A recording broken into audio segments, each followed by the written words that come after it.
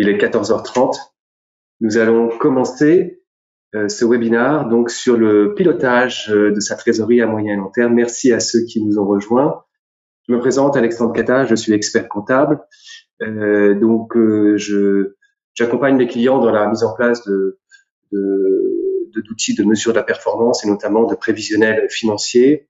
Généralement dans des environnements complexes avec de la consolidation, de l'agrégation de prévisionnels. Et donc je vais vous présenter aujourd'hui les bonnes pratiques qu'on met en place, qu'on utilise chez nos clients pour produire des prévisionnels financiers. Alors donc comme vous pouvez le voir dans le titre, il s'agit de piloter sa trésorerie à moyen et long terme. Et donc, nous ne sommes pas sur un outil de pilotage de trésorerie à quelques semaines, quelques jours.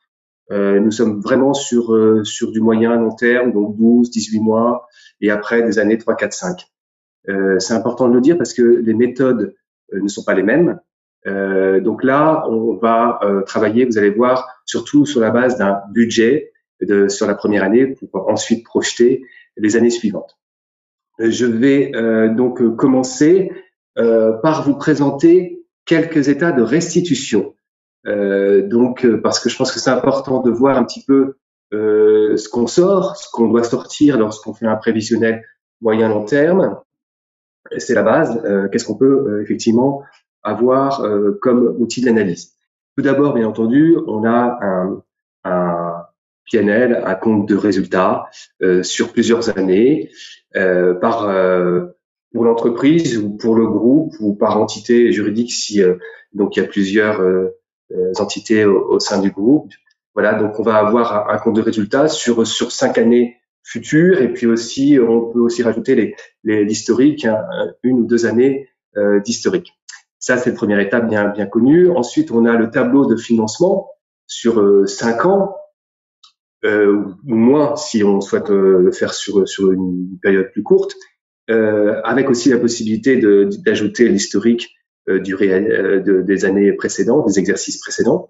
Donc ce tableau de financement, il est très efficace parce qu'il permet de voir assez rapidement, de façon synthétique, l'équilibre économique de l'entreprise ou du groupe. Donc c'est extrêmement pratique. Je vais enlever la vidéo pour que vous ayez une vue pleine des états. Alors, voilà. Et donc, je reviens sur le document. Donc, ce document, bien entendu, alors, vous avez travaillé avec plusieurs entités. Il faut pouvoir zoomer sur les entités. Hein. Là, vous avez une agrégation. Après, il faut être en capacité de descendre dans le détail parce va falloir justifier ces chiffres. Donc, il faut que vos outils, les outils que vous utilisiez, aient cette capacité de zoom.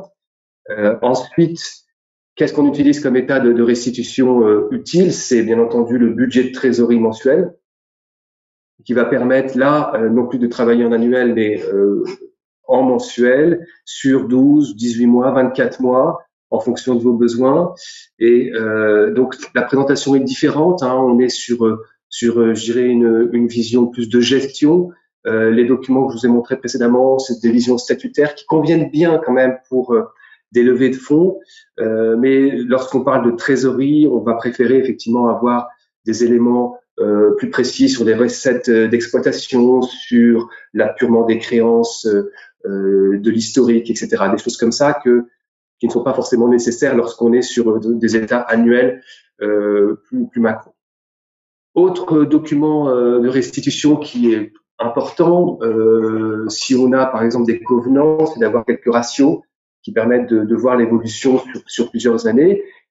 C'est important de pouvoir maîtriser ces éléments, ces covenants. Ça peut être aussi des indicateurs de gestion, hein, parce que il peut être utile de suivre son délai d'encaissement client, ses délais de décaissement, le délai de rotation des stocks. Voilà, tous ces éléments, ces indicateurs de gestion qui peuvent être utiles de piloter sur plusieurs années pour en avoir la maîtrise. De toute façon, au global, l'objectif, c'est quand même d'avoir une puissance d'analyse de ces équilibres financiers, puisque c'est ce qui intéresse, je dirais, la direction et au-delà les partenaires. On peut rajouter à ces états de restitution tout simplement un bilan. Ça peut être utile aussi pour avoir ces éléments de BFR qui sont souvent regardés de près par les partenaires financiers. Donc voilà un petit peu pour les états de restitution. Je pense que c'est important de partir de cette petite description. C'est toujours utile.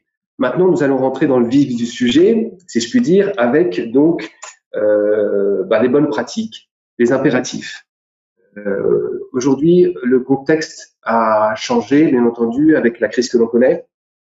Donc, une nécessité est née maintenant. Enfin, elle pouvait exister avant, mais aujourd'hui, on a des soubresauts qu'il va falloir gérer.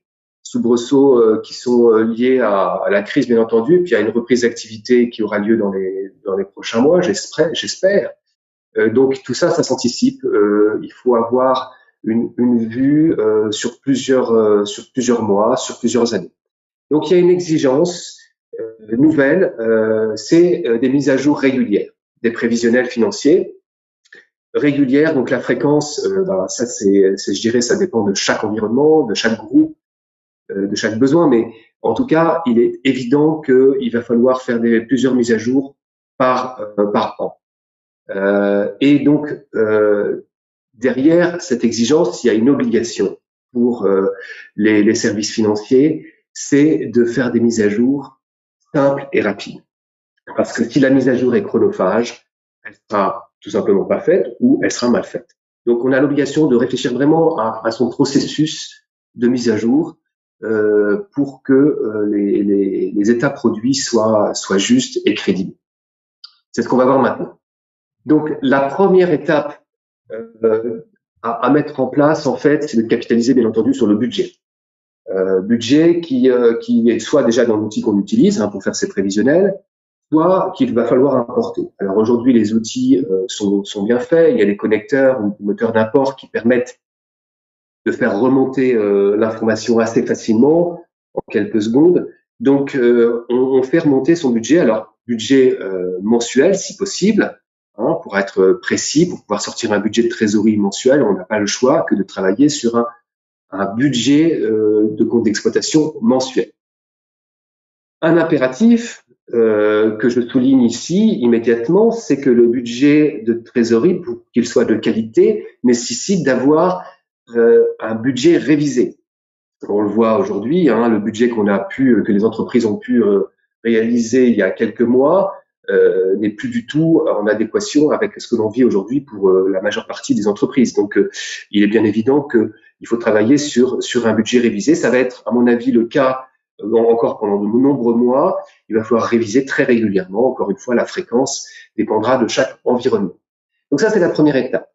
Capitaliser sur le budget. Deuxième étape, il faut intégrer le réalisé parce qu'on a besoin de calculer, de recalculer son atterrissage régulièrement.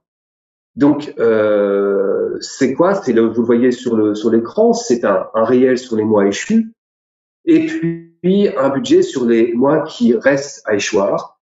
Budget, comme je l'ai dit, qui doit être révisé. Donc, on va réviser là sur l'exemple que je donne, on va réviser que le dernier trimestre, bien entendu. Et donc, le réel doit remonter. Là encore, les outils utilisés aujourd'hui sont dotés de connecteurs qui permettent de faire remonter le réalisé assez facilement.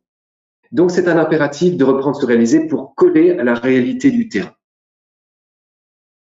Troisième étape, maintenant, on ne peut pas se contenter de l'année en cours. C'est pas possible. On est obligé d'aller plus loin.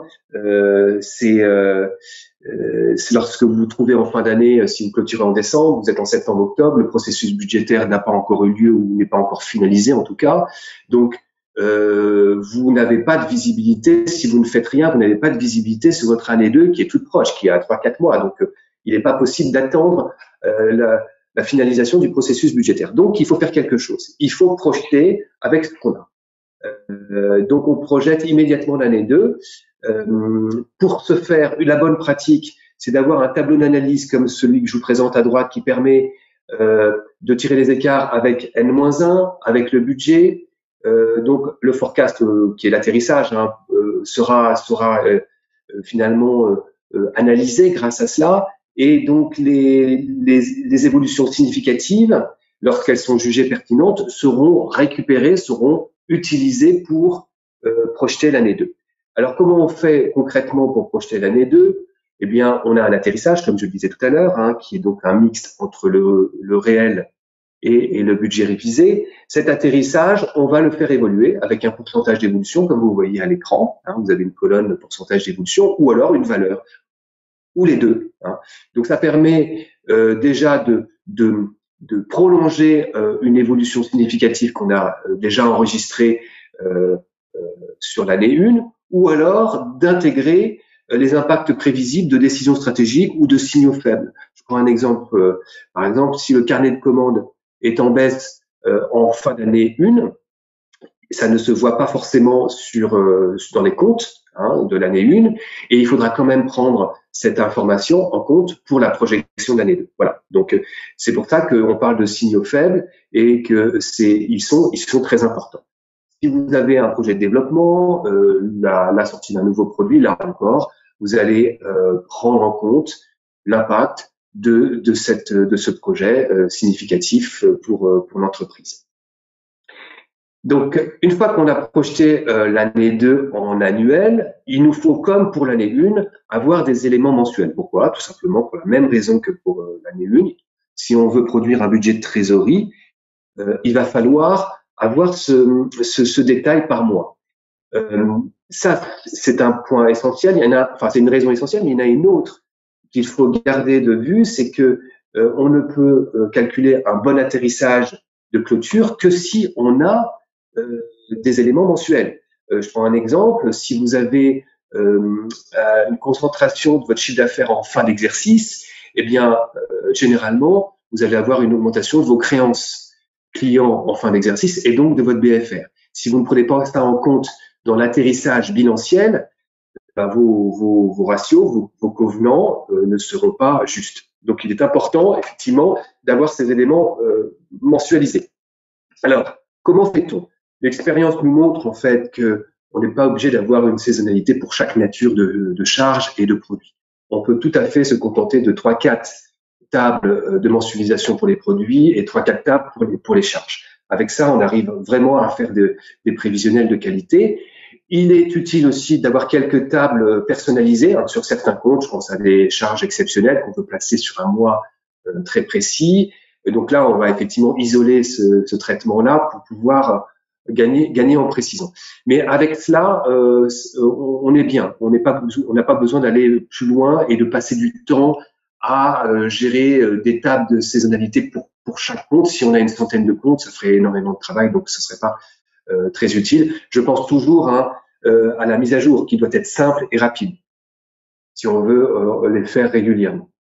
Donc, une fois qu'on a passé sa projection d'année 2 en mensuel, on va pouvoir calculer les flux de trésorerie futurs. Alors, je l'ai pas dit, mais je parle de l'année 2, mais c'est le même principe sur les années 3, 4, 5. Hein. Ce sont les mêmes tables de saisonnalité qui s'appliquent, et donc on va avoir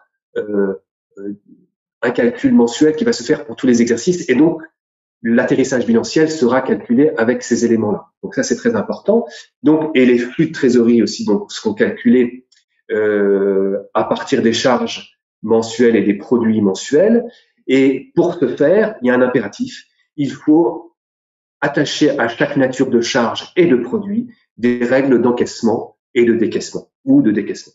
Donc, vous voyez à l'exemple, à l'écran, pardon, l'exemple suivant, on a une dizaine de tables d'encaissement pour les ventes, et donc chaque ligne est une table, et on va, vous voyez, par exemple pour les comptes qui sont liés à l'activité proprement dite, on est à 42 jours. Pour l'export, on va se mettre à 60 jours. Un certain nombre de recettes sont au comptant. Voilà. Et donc très simplement, on peut comme ça calculer et surtout justifier ces flux de trésorerie lorsque ça nous est demandé. Donc ça, c'est très important. Alors, en pratique, on se rend compte que on n'utilise pas 10 tables d'encaissement ou de décaissement. On est entre 3 et 6. Généralement, ça suffit largement pour faire un travail assez précis. 6e étape maintenant, une fois qu'on a fait ce calcul de trésorerie, il faut aussi intégrer des éléments bilanciels prévisionnels du haut de bilan. Et oui, parce qu'on a vu les charges et les produits du compte de résultat, il va y avoir d'autres opérations hors compte de résultat qui sont notamment les investissements futurs, les CAPEX, hein, et puis aussi la génération, les dettes financières avec donc la génération des plans de remboursement. Donc ça, c'est important de collecter cette information, et la bonne pratique aussi, c'est de faciliter la collecte de ces données. Donc la facilité, ça veut dire soit importer ces éléments, si on a des applications qui permettent de calculer les plans de remboursement des dettes financières ou les dotations aux amortissements pour les CAPEX. Mais en tout cas, voilà, il faut avoir la possibilité d'importer cette information. Si on n'a pas, si on ne fait pas d'import, il faut prévoir d'avoir des feuilles de calcul. Alors c'est ce que je vous montre à l'écran. Par exemple, là à droite de l'écran, vous avez le détail de l'emprunt. Alors vous rentrez vos différentes variables, capital, intérêt, etc. Et donc ces éléments-là vous permettent de calculer un plan de remboursement en automatique, les charges d'intérêt, le remboursement du capital, et donc ça s'intègre automatiquement dans le prévisionnel. Donc ça, c'est pratique, ça fait gagner un temps fou. Et on peut faire des simulations comme ça assez facilement. Donc, à gauche de l'écran, on voit aussi une feuille de collecte des CAPEX, des investissements futurs. Là, idem, il faut essayer de faire des feuilles de calcul des dotations aux amortissements, c'est impératif, parce que si il faut le calculer à la main, ça prend trop de temps, et il faut qu'on puisse, il faut facilement pouvoir modifier la période d'investissement. Donc, il faut que tout ça se calcule automatiquement. Ça fait gagner un temps fou, et ça permet là aussi de faire plusieurs simulations. Donc, voilà pour ces opérations de haut de bilan. J'ai pas mis, il y en a d'autres. Il peut y avoir des évolutions des capitaux propres, bien entendu, et autre chose. Donc, ensuite, une fois qu'on a intégré ces éléments de haut de bilan, il y a d'autres éléments bilanciels qu'il faut intégrer, c'est les réaliser. C'est les créances à l'ouverture, ce sont les dettes à l'ouverture, ce sont les stocks à l'ouverture, etc. Et donc tous ces éléments-là, il faut dire à l'outil, au système qu'on met en place, quand est-ce qu'il s'appure. Donc là, c'est très simple, hein, on a ce qu'on appelle des tables d'appurement des créances et des dettes, et avec des pourcentages, on répartit, je dirais, les flux sur les mois futurs. Donc ça, c'est impératif. Alors soit vous avez un outil qui le fait, hein, mais avec ces tables d'appurement, soit vous importez l'information que vous calculez à part. Voilà un petit peu pour ce sujet qui est aussi très important. C'est un impératif. Si on ne prend pas en compte ces éléments, ben on va avoir tout simplement un prévisionnel partiel. On n'aura pas toutes les informations. Dernière étape de ce processus d'élaboration des prévisionnels financiers à moyen et long terme, c'est l'agrégation ou la consolidation de plusieurs prévisionnels. Parce qu'en fait, on se rend compte assez vite lorsqu'on fait des prévisionnels qu'il est utile, voire impératif, de travailler en silo, c'est-à-dire d'avoir plusieurs prévisionnels pour isoler, par exemple, un projet important, développement d'un produit, ouverture d'une filiale à l'international, que sais-je. On a besoin comme ça d'isoler ces prévisionnels, puis après d'agréger, voire de consolider si on veut éliminer des opérations intra-groupes.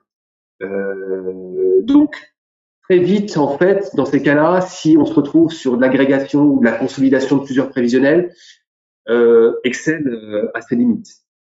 Très clairement, comme je le disais, pour la gestion des opérations intra-groupes, c'est pas l'idéal.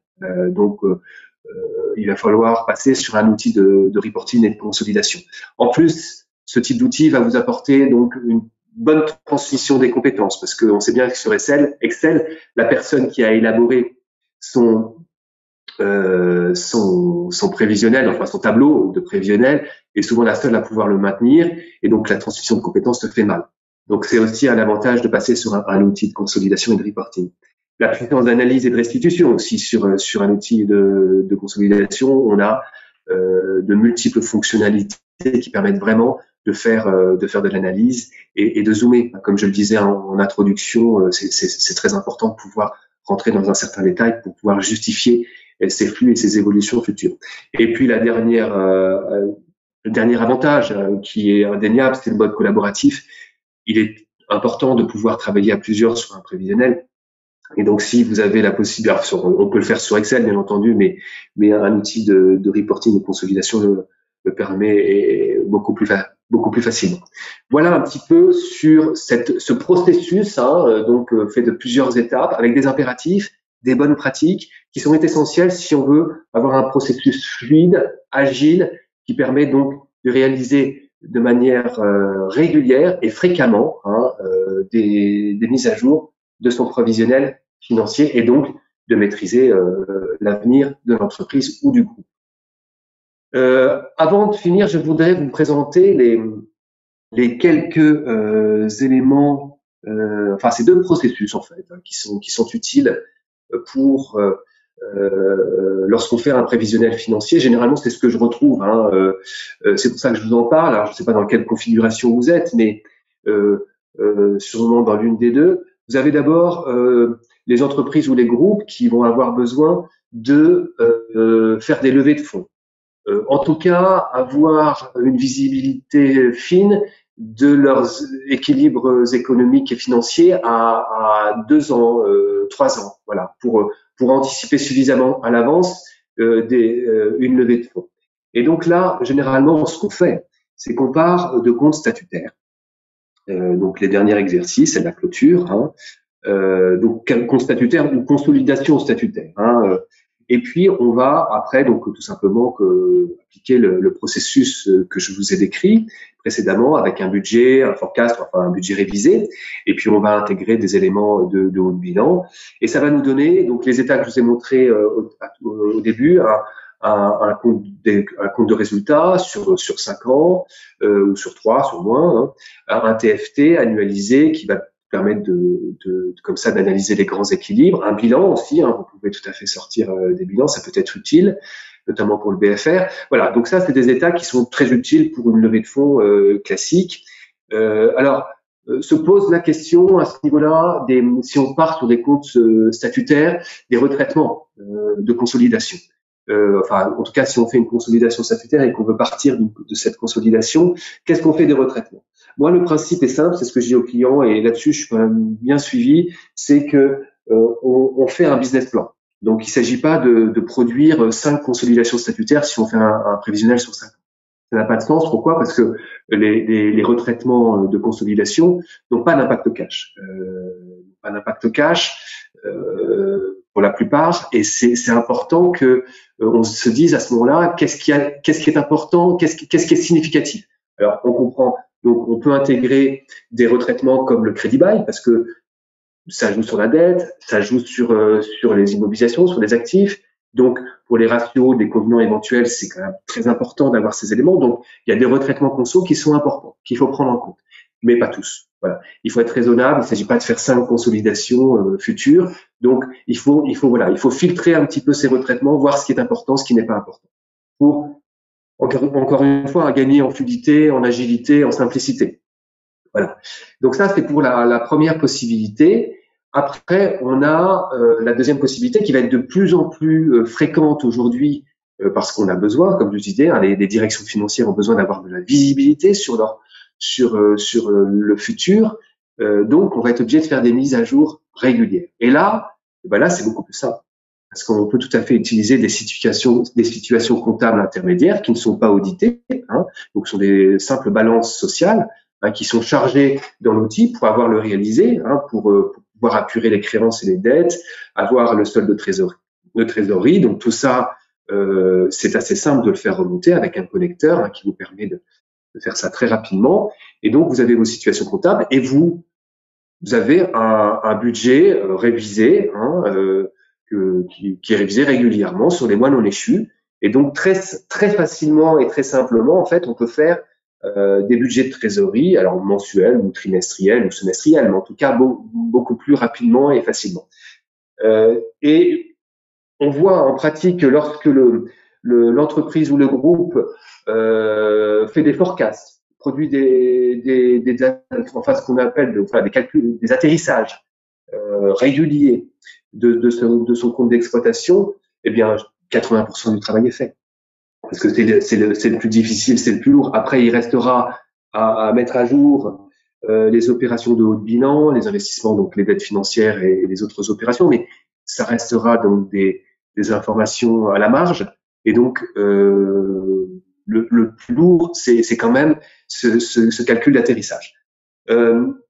Donc ça, c'est une bonne pratique qu'il faut garder en mémoire et il faut arriver à mettre en place ce processus. Autre bonne pratique, c'est le travail en équipe. Généralement, on voit que la qualité des prévisionnels tient aussi au nombre de personnes qui travaillent dessus. Ça peut être juste un regard, hein, quelques minutes, mais en tout cas, c'est bien que la personne qui produit le prévisionnel soit qu'on croise les regards avec une autre personne qui va ajouter son regard, qui va donc ajouter des éléments. Donc, si c'est possible, dans ce processus de mise à jour, voilà, il faut mettre plus d'une personne. C'est une bonne chose. Dernière bonne pratique, donc à l'usage, c'est la loi de Pareto, tout simplement. On se rend compte que lorsqu'on est sur la trésorerie, on voit bien que toutes les entreprises, lorsqu'on est dans un groupe, hein, avec plusieurs entités, n'ont pas le même impact sur la trésorerie du groupe. Donc, il est souvent facile de voir que quelques entités produisent 80 à 90% des impacts cash. Donc là aussi, par simplicité, pour aller plus vite, pour multiplier les mises à jour, il est efficace de se contenter de travailler sur quelques entités du groupe. Voilà. Donc, vous voyez, c'est quand même deux usages différents, hein. Lorsqu'on veut travailler sur un budget de trésorerie mensualisé et le mettre à jour régulièrement, ou lorsqu'on veut faire un business plan pour lever des fonds, on n'est quand même pas sur le même exercice. Et donc, il faut voir les choses différemment, il faut travailler différemment. Voilà, j'ai fait le tour des éléments, des bonnes pratiques que je voulais vous donner. Sachez que bien entendu, j'ai pas vu tous les cas. Il y a forcément aussi des particularités lorsque l'entreprise fait du factoring, lorsque l'entreprise a des calculs de stock un petit peu complexes. Voilà, donc il va falloir intégrer des spécificités, mais ça se gère sans problème. Tous les principes que je vous ai montrés là sont valables dans la majeure partie des environnements. Et dernier point, je l'ai dit mais je le répète, il est quand même très utile de pouvoir avoir des états de restitution sur Excel. Et ça c'est important. Donc déjà lorsqu'on travaille sur Excel, c'est prévisionnel. Bon, on voit l'agilité que ça, mais si on travaille sur un outil de consolidation et de reporting, il est important de pouvoir basculer immédiatement ces états de restitution sur Excel pour pouvoir les retravailler, les remettre en forme, mettre des observations, etc. Donc ça, il faut pas négliger ce point aussi, c'est important. Si vous avez des questions, bien entendu, on est à votre disposition. Vous passez par Amelkis et je serai heureux de répondre à vos questions. Donc n'hésitez pas à revenir vers nous et je vous souhaite un bon après-midi et j'espère à très bientôt.